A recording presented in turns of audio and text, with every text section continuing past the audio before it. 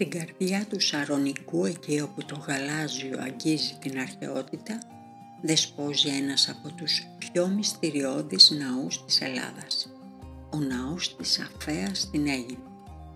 Πέρα από την εντυπωσιακή αρχιτεκτονική και την ιστορική του σημασία, ο ναός κρύβει πολλά ανεξήγητα στοιχεία και συναρπαστικές ιστορίες. Πάμε λοιπόν να τα ανακαλύψουμε μαζί, ξετυλίγοντας το νήμα του χρόνου και φωτίζοντας τις άγνωστες πτυχές της μακραίωνης ιστορίας του.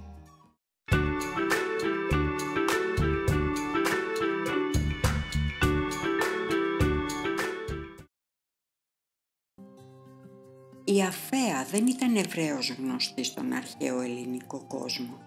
Λατρευόταν σχεδόν αποκλειστικά στην Αίγινα. Πρόκειται για τη νύμφη Βρυτόμαρτη, η οποία συνόδευε τη θεά Άρτεμη στο κυνήγι και στις άλλες δραστηριότητές της. Το όνομά της σημαίνει γλυκιά παρθένα, ένα χαρακτηριστικό που ήταν απαραίτητο για να γίνει μια γυναίκα ακόλουθος της θεάς Αρτέμιδας. Όταν την είδε ο βασιλιάς Μίνωας, την ερωτεύτηκε και θέλησε να την κάνει δικιά του. Η Βρυτόμαρτη, τρέχοντας να το ξεφύγει, έπεσε στη θάλασσα για να βρεθεί στα δίχτυα κάποιων ψαράδων. Ένας από αυτούς, ο Ανδρομίδης, την πήρε μαζί του και την οδήγησε στην Αίγινα. Για να ξεφύγει και από αυτόν η Βρυτόμαρτη, κρύφτηκε σε ένα δάσος του νησιού.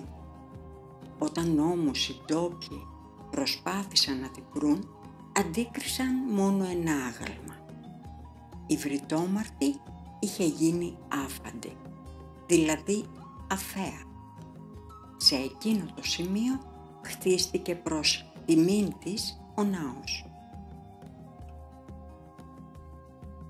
Λέγεται πως ο ναός δεν είναι απλά ένα οικοδόμημα, αλλά μαζί με τον Παρθενώνα και τον ναό του Ποσειδώνα στο Σούνιο σχηματίζει ένα σχεδόν τέλειο ισοσκελές τρίγωνο. Τυχαίο? Μπορεί. Πολλοί όμως μιλούν για ένα ενεργειακό τρίγωνο, ένα σημείο δύναμης που έχει χαθεί στους αιώνες. Όταν μάλιστα η ατμόσφαιρα είναι καθαρή, υπάρχει ορατότητα μεταξύ των τριών αυτών ναών, τους οποίους λέγεται ότι οι αρχαίοι Έλληνες χρησιμοποιούσαν σαν μέσο ενημέρωσής τους σε περίπτωση επίθεσης από εχθρό. Πριν από τον πέτρινο ναό που βλέπουμε σήμερα, υπήρχε ένα παλαιότερο ξύλινο ιερό στην ίδια θέση. Αυτό καταστράφηκε από πυρκαγιά, οδηγώντας στην ανέγερση του μεγαλοπρεπούς δωρικού ναού στις αρχές του 5ου αιώνα π.Χ. Αν και σήμερα βλέπουμε τον ναό σε ένα λευκό κρέμ χρώμα, στην αρχαιότητα τα αετώματα και άλλα αρχιτεκτονικά του σημεία ήταν ζωγραφισμένα με έντονα χρώματα. Αυτές οι ζωγραφιές απεικόνιζαν σκηνές από τον Τροικό πόλεμο. Τα γλυπτά που κοσμούσαν τα αετώματα του ναού, γνωστά σαν πεσμένοι πολεμιστές ή αιγινίτες, βρέθηκαν πεσμένα και διασκορπισμένα γύρω από τον ναό, προφανώς μετά από κάποια καταστροφή ή σεισμό τον 19ο αιώνα από μια ομάδα Ευρωπαίων αρχαιολόγων και αρχιτεκτόνων. Δυστυχώς, αντί να παραμείνουν στον τόπο τους ή να περιέλθουν στο ελληνικό κράτος που τότε βρισκόταν σε φάση συγκρότησης, πουλήθηκαν στον διάδοχο του θρόνου της Βαβαρίας, Λουδοβίκο τον Πρώτο, πατέρα του Όθωνα, και μεταφέρθηκαν στο Μόναχο, όπου εκτίθενται μέχρι σήμερα στην κλιπτοθήκη του μονάχου. Κάθε χρόνο γύρω στις 21 Ιουνίου, την ημέρα του θερινού ηλιοστασίου, ολόκληρη η κατασκευή του ναού είναι σχεδιασμένη με τέτοιο τρόπο ώστε να ευθυγραμμίζεται τέλεια με την ανατολή του ήλιου εκείνη τη συγκεκριμένη μέρα. Καθώς ο ήλιος ανατέλει πάνω από τον ορίζοντα, οι πρώτες του ακτίνες εισέρχονται από την ανατολική είσοδο του ναού. Αυτές οι χρυσές ακτίνες δεν μένουν απλώς στην είσοδο. Ταξιδεύουν αργά και σταθερά μέσα στο σικό, δηλαδή τον κεντρικό χώρο του ναού, εκεί όπου πιθανότατα βρισκόταν το λατρευτικό άγαλμα της Θεάς Αφέας ή το κεντρικό σημείο λατρείας. Φαντάσου τη στιγμή ένα άγαλμα που μέχρι τότε βρισκόταν στο ημίφος του ναού, ξαφνικά λούζεται στο φως του ήλιου, δημιουργώντας ένα θέαμα που σίγουρα προκαλούσε δέος και κατάνοιξη στους αρχαίους πιστούς. Αυτή η ακριβής ευθυγράμμιση δεν είναι τυχαία. Αποκαλύπτει τις προηγμένες αστρονομικές γνώσεις των αρχαίων Ελλήνων αρχιτεκτόνων και ιερέων, καθώς και τη βαθιά του σύνδεση με τους φυσικούς κύκλους και τις κοσμικές δυνάμεις. Ήταν ένας τρόπος να τιμήσουν τη Θεά, να ενισχύσουν την πνευματική εμπειρία των πιστών και να υπενθυμίσουν τη θέση του ανθρώπου μέσα στο σύμπαν. Ένα πραγματικά εντυπωσιακό επίτευγμα που δείχνει πως η αρχιτεκτονική δεν ήταν μόνο τέχνη, αλλά και επιστήμη και πνευματικότητα. Κάτω από τον ναό έχουν βρεθεί ίχνη ενός περίπλοκου υπόγειου συστήματος για την συλλογή και την αποθήκευση του νερού της βροχής, που προφανώς εξυπηρετούσε τις ανάγκες του ιερού και των επισκεπτών. Το σύστημα αυτό περιλάμβανε δεξαμενές, αγωγούς και φρεάτια, κάτι που δείχνει όχι μόνο τεχνολογική πρόοδο, αλλά και τη σημασία της διαχείρισης του νερού σε έναν ιερό χώρο. Η παρουσία αυτού του συστήματος μαρτυρά επίσης ότι ο ναός δεν ήταν μόνο τόπος λατρείας, αλλά και ένα οργανωμένο κέντρο με υποδομές που υποστήριζαν τη φιλοξενία και τη λειτουργία θρησκευτικών τελετών. Ο ναός της Αφέας δεν είναι απλώς ένα εντυπωσιακό οικοδόμημα. Είναι ένα πραγματικό επίτευγμα μηχανικής και οπτικής ψευδαίσθησης. Οι αρχαίοι Έλληνες αρχιτέκτονες, με την απαράμιλη γνώση τους, εφάρμοσαν μια σειρά από διορθώσεις προοπτικής, ένα τέχνασμα που συναντάμε και στον Παρθενώνα, στην Αθήνα.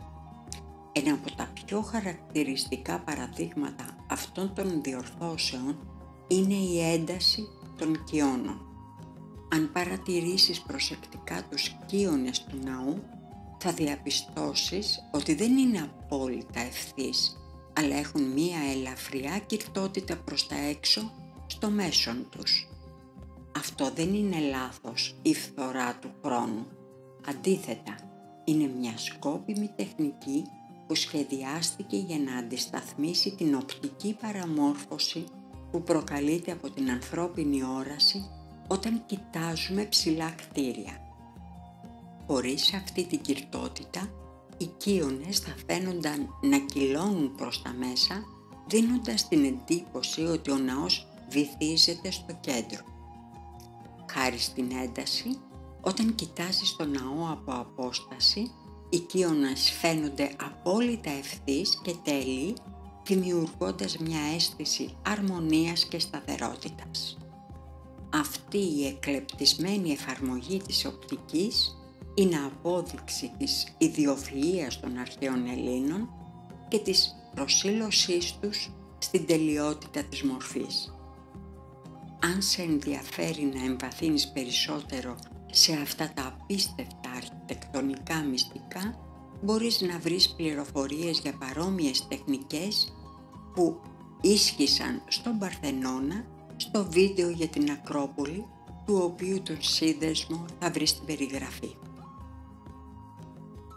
Όταν τον 19ο αιώνα τα γλυπτά μεταφέρθηκαν στο Μόναχο, έγιναν αποκαταστάσεις βασισμένες σε υποθέσεις με λάθη. Άγνωστοι ήρωες πήραν λαθασμένες μορφές και η αρχική πρόθεση των καλλιτεχνών χάθηκε εν μέρει. Ένα κομμάτι της αλήθειας του ναού ίσως να είναι για πάντα αλλοιωμένο. Κάποιοι ερευνητές που ασχολούνται με εναλλακτικές θεωρίες πιστεύουν ότι ο ναός είναι χτισμένος πάνω στη λεγόμενη γραμμή Λέι, δηλαδή μια νοητή ενεργειακή γραμμή της γης, όπου λέγεται ότι συγκεντρώνεται μια ιδιαίτερη ενέργεια. Θεωρούν ότι πολλά αρχαία ιερά όπως αυτό τοποθετήθηκαν επίτηδες σε τέτοια σημεία για να είναι σε αρμονία με τη φύση και το σύμπαν. Ο ναός της Αφέας μπορεί να μην λειτουργεί πια σαν ιερό, όμως λέγεται πως ο τόπος ακόμα μαγνητίζει.